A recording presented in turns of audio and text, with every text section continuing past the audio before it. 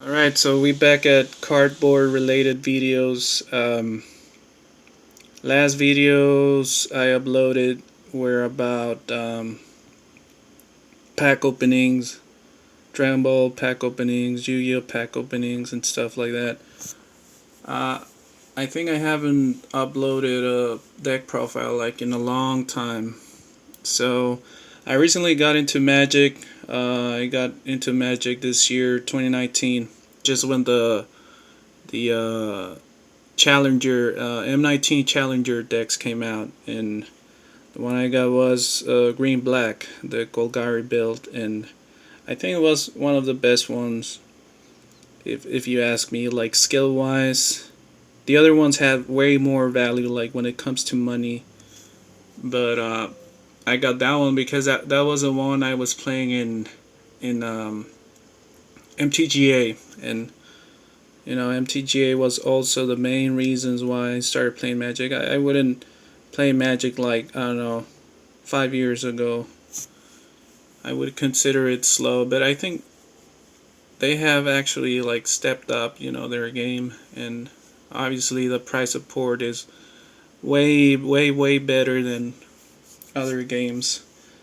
So, recently, Wizards came out with this Pioneer format, which actually has lots of cards that like newer players wouldn't know, and it's not very different from standard. It's just like a standard on, I don't know, on crack.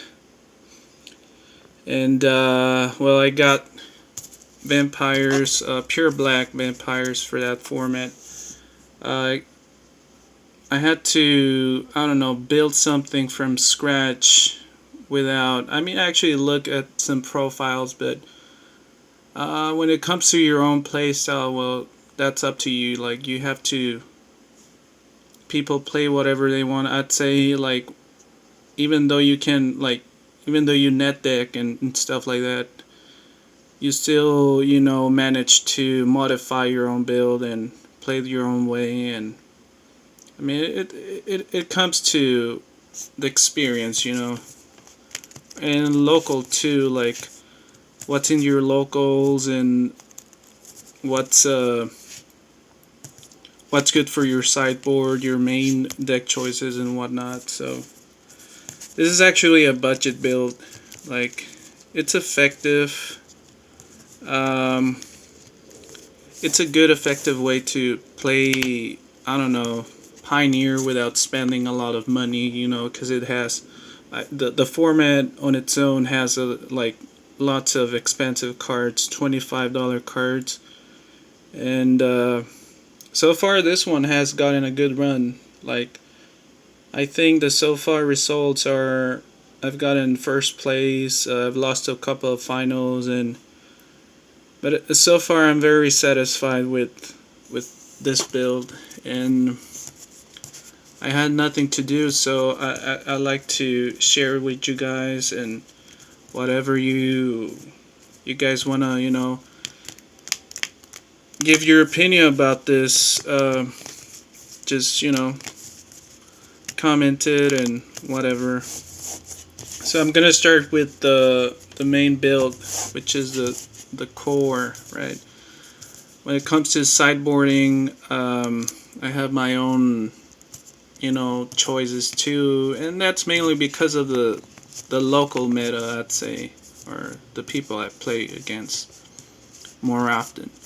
So we play one of these guys. The reason why I just play one, because online you'd say there's like a lot of four ofs, people playing three ofs or four ofs. I'm playing one because this build, it's like a fast build, so to speak. Like, you don't spend as much time controlling the opponent. The same happens again. I mean, when you play against stuff like I don't know, other decks, they don't give you much time. Like, by turn 4 or 5, you're actually like doomed.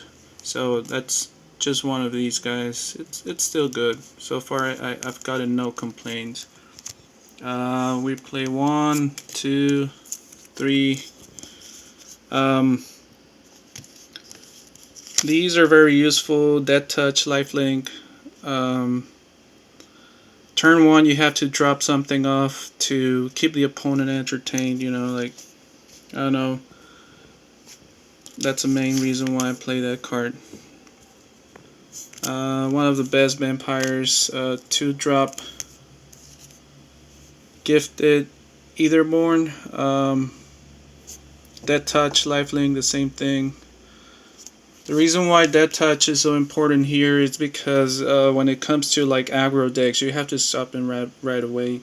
Even though this is a somehow fast build, if you want to consider it that way, you still have to play some cards initially. So yeah, most people use 4 of those. The best standard vampires right now, and Pioneer, whatever. Knight of Even Legion. Sometimes you win with this card, like, helps you out a lot. You pump it out, bait the opponent with it. It's a drop 1. So there you have the effect. Alright, now I play 3 of these because I want to draw. The reason I want to draw is because I have to drop Soaring, which is a Planeswalker, as soon as possible. Once I drop Soaring, the rest of the creatures that I'm about to show you, they come out like in play. And well, alright, so this is a card that you usually drop with Soaring, though you still drop it like, you know, manually, so to speak.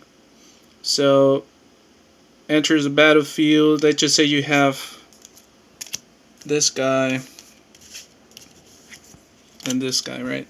So you have 2 vampires. It's turn 3. You drop Sorin, which is a planeswalker, and then you -3. Drop this one, so you're gonna draw 3 cards.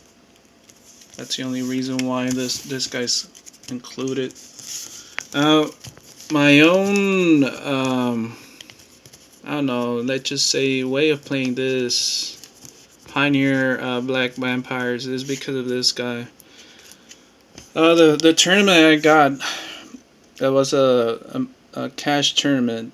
I got it because of this guy. So the effect goes as, whenever you gain life, target opponent loses that much life. So there you have the trick. Let's just say you drop this with Sorin, which is the turn 3 play. You drop it. You already have a couple of creatures, 2 in a way, maybe 1. But if the opponent doesn't kill this turn 3, on your 4th turn, you can just buff it up with Sorin's effect, which is a +1. This guy's gonna get a counter. Is gonna be a 5/6, and if the opponent, even though blocks this with a flyer, he's gonna take 5 damage because of the effect, right? So if he takes a hit, that's 10 life, which is, I don't know, a lot for turn 4, and it's a 4/5, so they can't get rid of this easily. I reduced it to 3 copies because I was drawing like too many of them, and I have other creatures that can still do a good job. You know, like, I used to depend on this guy a lot, but not really. Right now I have filtered the cards, the cards included, so because of the recent matchups I've gotten, I've discovered so many plays, so many cards, so many ways of playing, and so far so good, right? So this is the latest of the latest. Alright, now we play 3 D-Haunt of High Tower. So lifelink, whenever D-Haunt of High Tower attacks offending player, discards a card. It's still a creature that you drop with Sorin. Turn 3. And, well, as a hard cast, you can still do that. Like, I think I played 22 lands, which is a lot, because you end up drawing lands with the following cards. I played 2 Read the Bones. So you scry 2, you draw 2. Taking 2 life is not like that much because your initial creatures, that's 1. Lifelink Vampire, turn 2, Gifted, Eitherborn, and those give you life. So you Gucci. You have to search for Sorin as fast as you can. And if you have Sorin, you have to look for the rest of the pieces, the aggro pieces. Same thing, but this one allows you to draw 2. Sign in Blood, and you draw 2. Alright, now we have 3 of the Spies. So target opponent reveals his or her hand. You choose a creature or planeswalker. For a turn 1 play, this one's good. I like it because I've seen some crazy stuff, you know, like in Pioneer, there's so much like power in one single drop. Like there's so many bombs. They drop a creature that, I don't know, like the Eldrazi thing that banishes top 20, right? Those kind of, I mean, even though those kind of cards are hard to cast, you want to like see what's going on with the opponent's hand.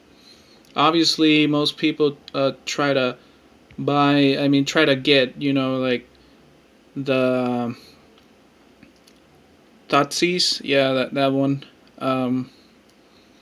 Yeah, they obviously that's way better, but this is a budget version, and this is like, if you don't want to spend that much money and still fight back, well, this could be it, right? So, yeah, 3 of those. Those are like free spots. Main guy right here, Mr. Sorin. Well, the effects are right there. Obviously, the most one I use is the -3. So I drop the creature that draws, the one that makes the opponent discard every time it attacks. Or I drop the OTK one, so to speak, the 5/6. Give it lifelink on turn 4, attack for 10 damage, and that's it. I obviously had to include more little guys because if you face, even though the strategy is kind of fast, if you face some aggro shit, you're gonna have a hard time. Like, you have to block those guys right away. As for the lands, 1, 2, 3, 4, 5, 6, 7, 8, 9, 10. Alright, so that's 22 lands. Obviously, you have to play these castles, you have to draw, you have to draw, look for the pieces. If the game gets like stalled out, which happens a lot, you have to look for that soaring, you have to look for those pieces to finish the game. And I recently added this one, which is a good card, I'd say. It's a generic 1 energy. It has the effect of pay 4, 1 black, sacrifice Blighted Fen, and the target opponent sacrifices a creature. I don't know, after the game has gone like for the long run, this could help me out. I just added it a couple of minutes ago, and I'll see what's up with this after, I don't know, maybe next week. I'll post up results later on. So that's basically the main deck. I'm gonna show you guys the sideboard, side deck, whatever. So 2 Legions end. Against those aggro decks, you know, you need the curve. You need to remove those threats because some creatures get crazier turn after turn. I was seeing on MTG Goldfish that there's like mono black, right? Or there was. I don't know, that thing was just taking the meta. It was great. Like, I don't know, it had so many short-term plays that, you know, push the opponent. And I don't know, so that's why I added these two. 3 Ashok.